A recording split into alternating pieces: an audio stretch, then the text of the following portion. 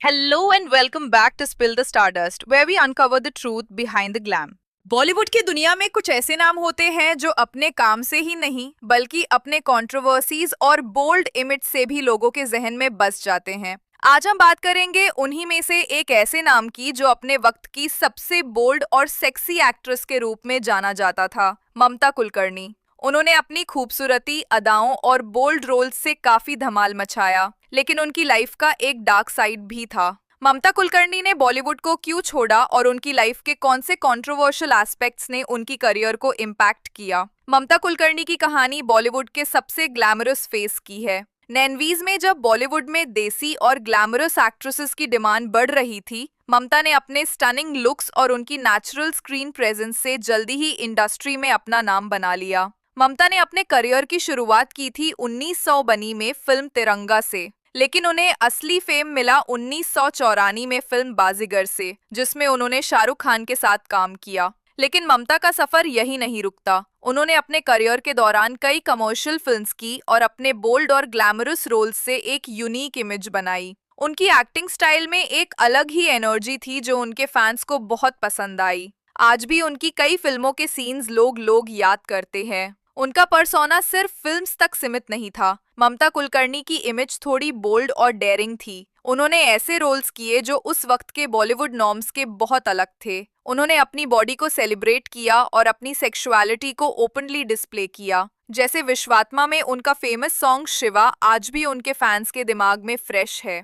ममता के इन रोल्स ने उन्हें एक आइकॉन बना दिया था, लेकिन ये इमेज उनकी करियर की वजह से भी एक कंट्रोवर्शियल टॉपिक बन गई।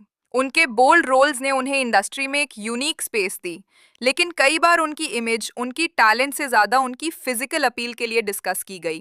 ये भी था कि बॉलीवुड में हर एक्ट्रेस के लिए अपनी इमेज को मेंटेन करना काफ़ी मुश्किल हो सकता है, और ममता का केस थोड़ा कॉम्प्लेक्स हो गया था। जब ममता कुलकर्णी की करियर की बात होती है तो उनकी पर्सनल लाइफ भी उसी इंटेंसिटी से डिस्कस होती थी। सबसे पहले उनका नाम उस वक्त के नोटोरियस अंडरवर्ल्ड फिगर्स के साथ जुड़ गया।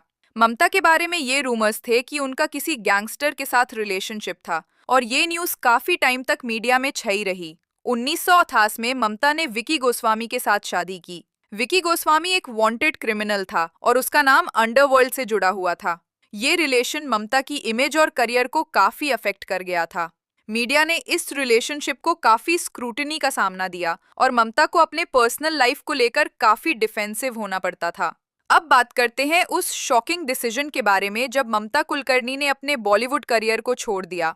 ममता का सडन डिपार्चर सबको चौंकाने वाला था। इश्क 988 के बाद उन्होंने बॉलीवुड से दूर होकर अपनी शादी और पर्सनल लाइफ को ज्यादा इंपॉर्टेंस देनी शुरू की। मगर ये डिसीजन उनके फैंस और इंडस्ट्री के लिए काफी सरप्राइजिंग था। जब ममता ने विकी गोस्वामी के साथ अपनी जिंदगी बसाई तो उन्होंने फिल्म इंडस्ट्री से अपना कनेक्शन तोड़ दिया। कुछ लोग कहते हैं कि उन्होंने अंडरवर्ल्ड कनेक्शन के वजह से बॉलीवुड को छोड़ा, और कुछ का मानना था कि वो अपनी पर्सनल लाइफ को मीडिया की गजे से दूर रखना चाहती थी। ममता कुलकर्णी की बॉलीवुड से एग्जिट के बाद की लाइफ थोड़ी सीक्रेटिव थी।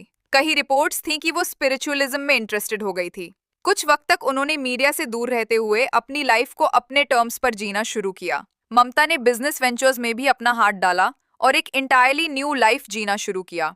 लेकिन ममता कुलकर्णी का नाम कभी भी मीडिया से पूरी तरह से छुपा नहीं। कभी कभी उनकी अपीयरेंसेस या उनके बारे में स्पेक्यूलेशंस हमेशा जिंदा रहती थी। आज भी ममता कुलकर्णी की लेगेसी बॉलीवुड के सबसे बोल्ड और कंट्रोवर्शियल एक्ट्रेस के रूप में बनी हुई है।